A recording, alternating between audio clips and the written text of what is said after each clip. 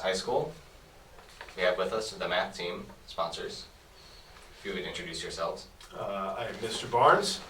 Mr. Farrell? Wonderful. Why did you two want to become a sponsor for the math team? A long time ago, one of the math sponsors stepped down. She was getting another job, and so I stepped in. I thought it'd be a fun experience to interact with the kids on an academic level. This was a while back. Yeah, I enjoy it too, just working with them and being together at the math team is nice. And then I was able to do it when I was younger, do the math team too. So I always enjoyed it when I was younger too. So just the experience. Cool. Can you describe what a typical meeting or practice looks like for your team? Practice-wise, we don't do many practices. We usually meet during Wildcat time. Most of our stuff is stuff we've put on a Google Classroom page, old tests that they can practice and then come back to us. They got the answers they can check and stuff like that. Yeah. What are your core values as a sponsor?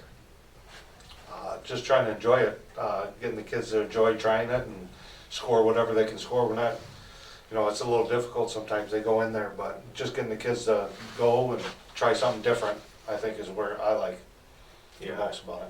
We got a lot of kids that are involved in academic stuff or athletic stuff, so it's nice to see some of them cross over and have fun with an academic type team too.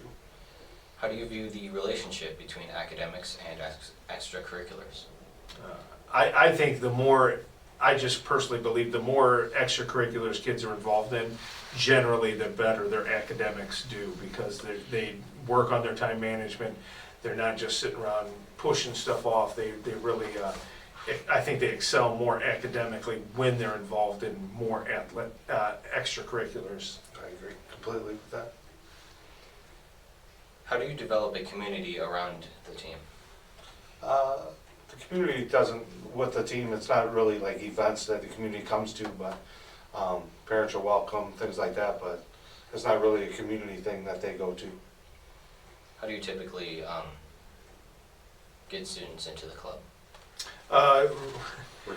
Recruit. So we usually have a meeting, and then we see who comes, and then we kind of look at where we're light. If we're light in freshmen, we'll go to talk to the freshman math teachers, or just start pulling the freshmen. And then a lot of times it's just word of mouth.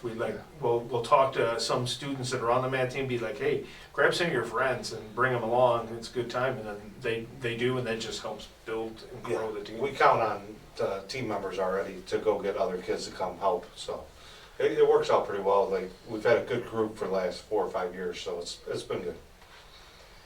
What approach do you take when the team is struggling, or when there's just a general lack of enthusiasm? I would say the enthusiasm's been pretty good lately, so we haven't had that problem. Struggling's going to happen because it's math exams. You can't really just find the exact thing that they're going to see, but we just try to get the kids to try the problem and do the best they can on it. I think sometimes they push it themselves to try to get those medals and stuff like that, and they, like, especially with conference, they've bought into that, trying to get our team in the top half of conference. And so we're going to just kind of build on that. Yeah. How do you manage your group or team?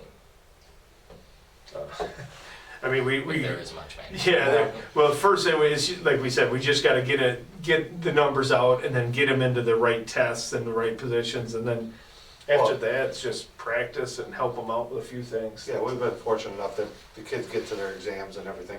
There's been teams that at these events that don't get all their kids in the exams, so our kids do a pretty good job doing that. All right. Do you have any kind of off season? No, it's tough. Math class. Yeah, right, exactly. It's tough because a lot of the kids are so busy with things like sports, with like the musical, with everything. So it's tough to have like an off season. So we just kind of do the stuff during Wildcat time that we can, and get them to the 2 events that we're going to get them to, and that's about it. Yeah. All right. How do you normally handle criticism? If there really is any. Not much. No. There's not much criticism with it. I mean, we've had it in the past, but most of it's just getting kids to participate, and that's not been a problem lately, so we just continue to do that. I think that is the biggest thing, it's Yeah. just getting the numbers out there. Sometimes you're not gonna do as well as other times, but if you have the numbers there and get kids involved, that's the most important thing.